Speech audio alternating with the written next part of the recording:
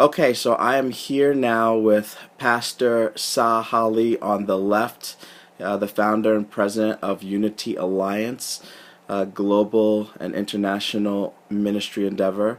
And I'm also with Pastor Lawrence, a pastor from Liberia. And I am going to ask him several questions to gain an insight of the African perspective on different topics. The first question I have for you two is, what does it mean to be globally minded as an African Christian? What does it mean to be globally minded?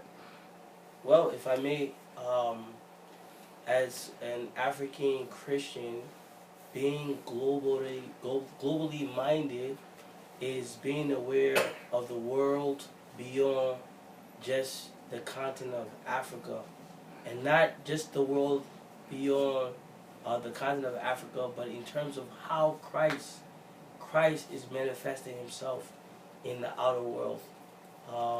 So being global minded is just being aware of Christians far and near, and how together as we all pursue the will of the Father, how we connected in that experience. And I guess my view of it has something to do with the root from the West African context, being that it's a high group context and not so much individualistic. So it's based upon the group. So if I'm a Christian from Liberia, West Africa, and I come to America and I meet an American Christian, because we are both Christian, we're brothers. So immediately there's a connection that's made. And so we see the world, at least from my perspective, being a global Christian, is having brothers and sisters far beyond just the continent of Africa. Yeah, to be globally minded is like being kingdom minded. Yeah, being kingdom minded, going beyond denomination. Yeah, having the mind of the promotion of the church, the body of Christ. And so to be global minded is going beyond your boundary of location or locality, is going beyond your boundary of continent, is getting involved into Christ-like ministry beyond your locality.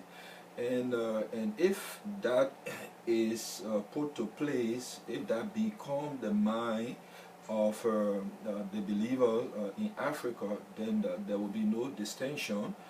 When we meet as a believer from Africa and that of the West, we will have common, common fellowship. We will have a common unity. We will, and that will bring about the flow of the Spirit of God. That will bring about the flow of the anointing. So to be globally minded is going beyond your locality, the boundary of your locality, thinking broadly, having, getting involved into, kingdom beyond your sighting, beyond your location or your locality. And if I may add a sidebar or a note for us to be mindful of, oftentimes social economic conditions limit people's view. So your view can be extended based upon your social economic status. If you have enough means to the end, then you don't have to think about tomorrow. You can think about a week or a month or a year ahead. But when you don't have a means to the end, then your view is limited because you're worried about yesterday not eating and the impact of not eating yesterday on today.